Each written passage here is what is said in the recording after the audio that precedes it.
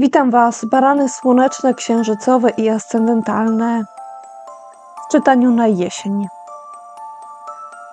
Ci z Was, którzy już troszeczkę mnie znają, być może zorientowali się, że nie czytam tylko z tarota, nie czytam tylko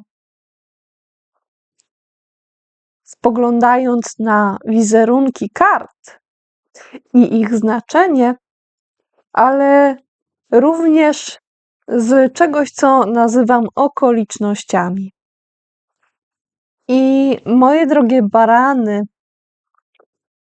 wasze okoliczności wskazują, że powinniście i możecie się spodziewać jesienią pewnego rodzaju zatrzymania. I zatrzymanie to może być powiązane z kontemplacją pewnego obrazu, który będzie złożony z kilku różnych obrazów. Może być na przykład tak, że wyłożycie przed sobą na przykład dosłownie kilka ilustracji, czy jakieś dokumenty, na których będą zdjęcia, na których będą wizerunki, ale mogą być na nich również jakiegoś rodzaju widoki. Możecie czuć pewien dyskomfort wynikający z tego, że nie możecie działać tak jak zwykle, tak jakbyście chcieli. Nie ma tego ruchu, który jest dla Was ważny. Może brakuje Wam pewnego rodzaju aktywności. Chcąc, nie chcąc, z takich czy innych powodów, które możecie nazwać powodami technicznymi, musicie się wstrzymać i posłuchać, zamiast obserwować ruch bądź za tym ruchem podążać. Drogie barany, tym razem na jesieni Wy powinniście posłuchać bardziej niż popatrzeć. Jeszcze nie wiem, jak to będzie z pozostałymi znakami, ale sądzę, że jeżeli inne znaki, inne osoby będą również odczuwać tego rodzaju zatrzymanie, to Wy i tak odczujecie to jako pierwsi i w pewnym sensie prawdopodobnie najbardziej to odczujecie ze wszystkich. Możecie odbierać to jako pewien rodzaj cofnięcia się na swojej drodze do czegoś, co jest bardziej podstawowe. Jakbyście musieli wrócić na jakiś etap rozwoju. Może to być etap, który w jakimś sensie pominęliście. Być może przeskoczyliście właśnie jakiś etap, coś, co zwykle jest gdzieś wcześniej, ale wy nie mieliście z tym styczności, wy tak nie robiliście, wy tak nie działaliście. Zadziałaliście inaczej i teraz musicie do czegoś w pewnym sensie wrócić, ale nie do końca wrócić, bo wy nie byliście na tym etapie. Ale coś wam w jakimś sensie każe zająć się tym, co powinniście napotkać na swojej drodze wcześniej, działaniem, które powinniście wykonać wcześniej. I tak jak mówię i podkreślam po raz kolejny, możecie mieć poczucie, że w jakimś sensie się cofacie, ale poszukajcie w tym zatrzymaniu i w tym cofnięciu, nazwijmy to roboczo w taki sposób, poszukajcie nowej szansy i starajcie się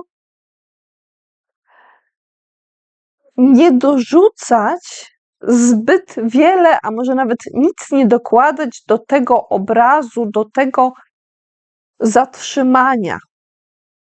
Może was kusić, taka jest rada, taki jest przekaz od kosmosu, czy jak tam wolicie. Może was kusić, żebyście coś dorzucili do tego obrazu, żebyście coś uzupełnili, tak może byście chcieli, ale tak naprawdę to, co macie przed sobą, jest już pełne. Jest tego wystarczająco dużo. Nie trzeba nic dodawać. A teraz, moi drodzy, troszeczkę więcej konkretów, troszeczkę więcej szczegółów. Co mamy w kartach? Moi drodzy, w kartach macie 3 wielkie arkana. Mamy magika, mamy kochanków i mamy diabła. Kochankowie są w pewnym sensie nie do końca widoczni i możliwe, że trzeba będzie się w jakimś sensie domyślać, że ktoś był parą, był bardzo blisko, a może nadal jest. Ale jest w tym troszeczkę coś wykręconego i nie ma w tym pełnej jawności. Nie można tego do końca odczytać, jeżeli nie wie się, jak taka relacja wygląda. Jeżeli chcecie, możecie spojrzeć na ilustrację u góry po prawej, gdzie mamy taką przytulającą się parę. Powyżej nie widać, że napis głosi kochankowie, ale właśnie o to chodzi. To jest para kochanków, ukochanych. Tu jest uczucie. To może być też taka naprawdę bliska przyjaźń, która przypomina pewien rodzaj zakochania czy zauroczenia. Ale jest tutaj coś, co nie jest w jakimś sensie zapisane, a nawet jeśli jest zapisane, to jest częściowo ukryte. Potrzebna jest wiedza dotycząca tego, jak co wygląda. Jakby trzeba by było znać właśnie tę talię, albo mieć doświadczenie w obserwowaniu innych obrazów tarota, by zorientować się, co jest na rzeczy, jaka to jest karta. Ale mogłaby to być również 2 kielichów. A to jednak są kochankowie, czyli jest to ważniejsza relacja niż może się wydawać. Tylko tajemniczeni mogą wiedzieć, na ile to jest ważne. Także wy w pewnym sensie teraz stajecie się osobami wtajemniczonymi, słuchając tego, co mówię. A mówiąc dalej, odwróceni kochankowie łączą się z odwróconą kartą diabła, o której już wspomniałam. Ale tego diabła trudno jest zobaczyć, trudno jest go uchwycić, trudno jest go rozpoznać. Spokojnie, nie obawiajcie się karty diabła. Tutaj chodzi o symbol. O to, co nas wiąże, o to, co nas zniewala, o to, co nas uzależnia. O tych, którzy chcą mieć nad nami władzę niepodzielną, chcą nas zmuszać i nie pozwalają nam robić tego, co byśmy potrzebowali zrobić. Nie chodzi tutaj o takie jakieś zachcianki, ale o uniemożliwianie jakiegoś ruchu. I tak naprawdę możemy się przyglądać temu, co jest tym naszym diabłem jesienią, ale obraz jest trudny do rozwikłania, do zrozumienia. Nie widać w nim konkretnego człowieka, jakby chodziło o jakąś konstrukcję surrealistyczną.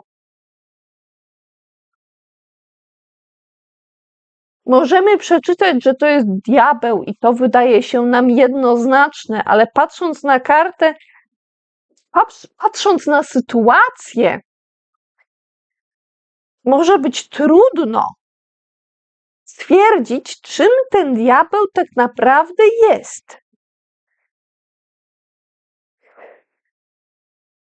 Jedyne, co wydaje się tutaj w miarę jasno odczytywalne, to jeden czy drugi nietoperz, który odlatuje. Ja mam teraz takie poczucie, że te nietoperze to są takie postacie, które miały wgląd w to, co jest ukryte i postanawiają w jakimś sensie odejść czy uciec od tego, jakby wylatywały z zamku Drakuli.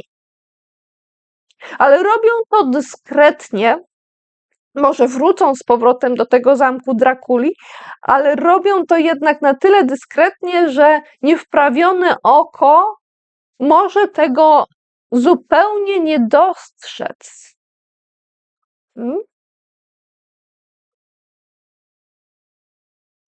Czym wiążą się te odlatujące nietoperze? Ktoś kiedyś mówił, że nietoperze to są takie latające szczury. To mogą być osoby, które są sprytne i które potrafią zwiać w momencie, kiedy orientują się, że nasz metaforyczny statek może zatonąć, jakby wiedziały coś więcej. Jakbyśmy mieli do czynienia z osobami, które uciekają z tonącego statku. Uciekają z miejsca, które może sprawić, że ktoś lub coś zatonie, albo coś zatonie i inni mogą zatonąć z tym, jeżeli nie umkną.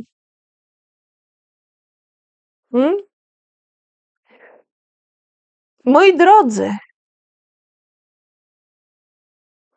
tego diabła tu próbuje ktoś namalować, ale obraz ten jest pozbawiony mistrzostwa. Nie ma w nim precyzji, nie ma w nim wprawy i jest to podstawowa sprawa, że ktoś wykrzywia obraz. Pewnie znacie takie sytuacje, w momencie, kiedy ktoś na zamówienie na przykład ma coś lub kogoś przedstawić i tak naprawdę przedstawia tego kogoś, to coś Chociaż tutaj w tym miejscu widzę, że może chodzić o jakąś osobę, bardziej nawet konkretnie, niż o na przykład jakąś instytucję.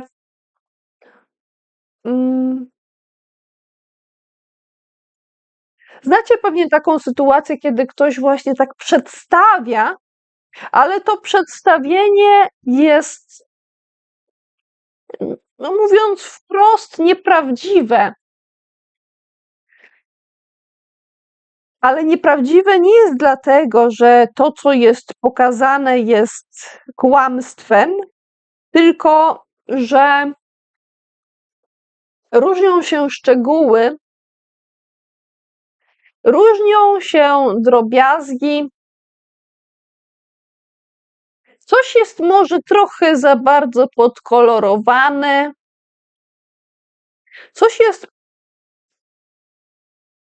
pokazane trochę inaczej niż w rzeczywistości, jakby komuś umsknął się pędzel mniej lub bardziej celowo.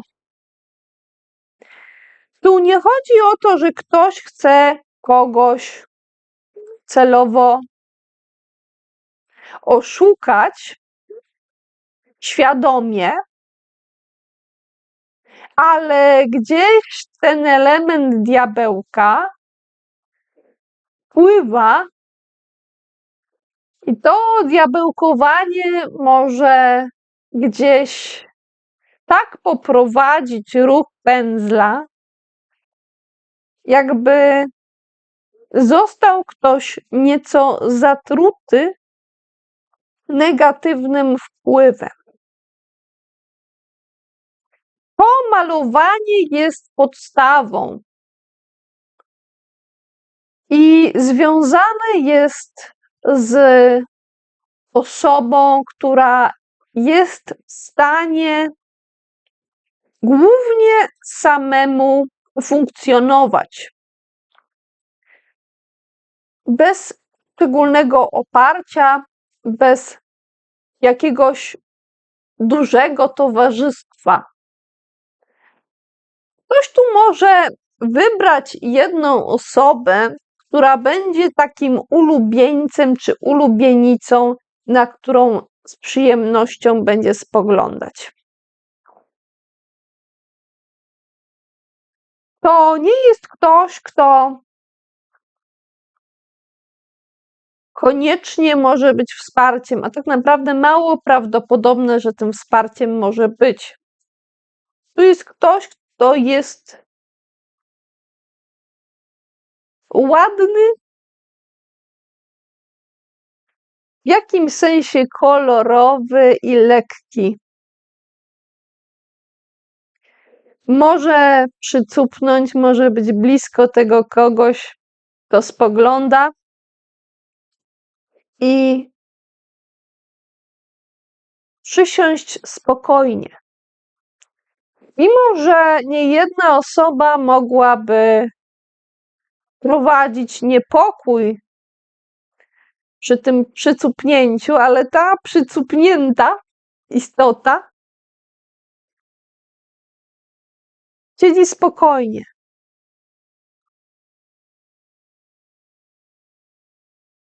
Nie widać, że niezależna postać, a nie, trochę widać.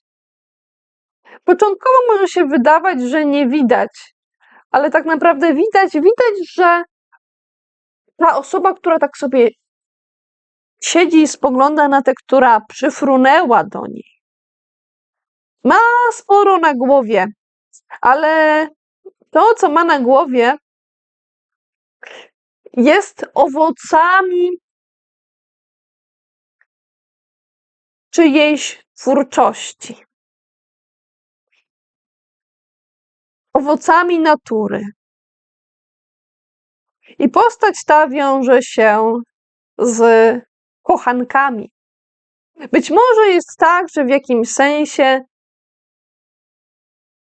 ta pani, którą możecie zobaczyć na karcie, ta niezależna osoba z tym ptaszkiem, który siedzi u niej na paluszku, jest w jakimś sensie zakochana czy zauroczona tym ptaszkiem.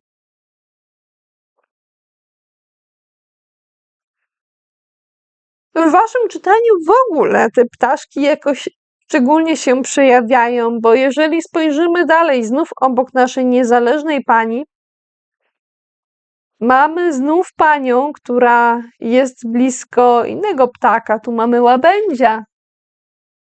I znów jest ta bliskość. I ta bliskość pojawia się jakby z kapelusza, jakby w magiczny sposób wychodzi i pojawia się. I jest taka jakby czarodziejska. Jakby wróżka wyskoczyła z kapelusza. Zobaczcie, ta dziewczyna ma różdżkę. Stanowi oparcie dla tej dziewczyny z różdżką i łabędzia. Ale tak naprawdę nie widzimy, kto jest tym oparciem, kto trzyma ten kapelusz. Kto trzyma ten melonik? Nie, to nie jest melonik, to jest cylinder. Istotne są szczegóły, jeśli chodzi o to oparcie.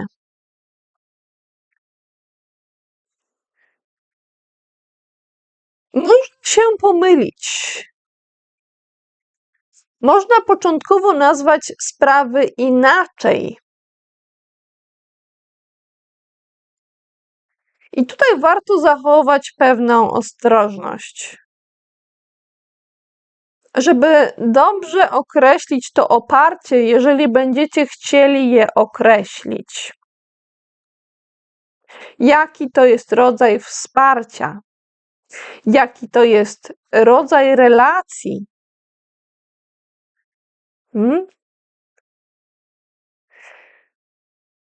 Kto trzyma to wszystko? Jak trzyma i w czym trzyma? Co to są za ramy?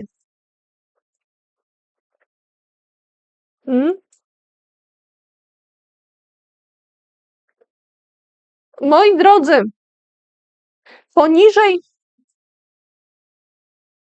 naszej magicznej dziewczyny z łabędziem mamy odwróconą kartę króla denarów.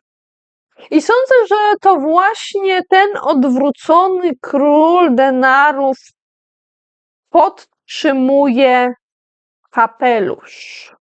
Jest oparciem. Król denarów zwykle potrafi zarządzać swoimi wartościami, swoimi pieniędzmi, swoją ziemią, tym, co konkretne, tym, co dotykalne, tym, co uchwytne,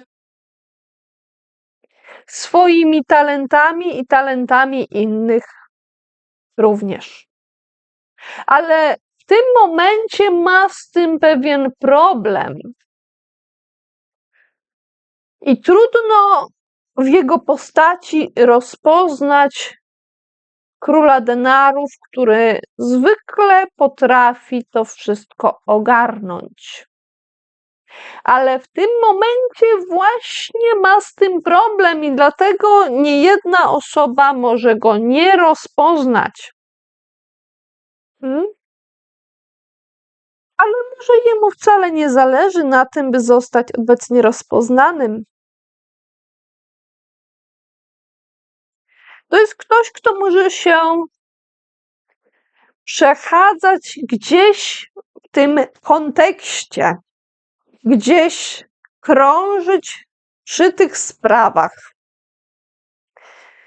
Tak jakby ubrany, przebrany, jakby był schowany czy częściowo zakryty, trudny do rozpoznania. To nie jest ktoś, kto, jak to zwykle bywa u królów denarów, króli, siedzi na swoim tronie. Nie, ten ktoś jest w ruchu, nie szybkim, ale w ruchu. i zwraca się w stronę obrazu, który jest wymalowany krzywo.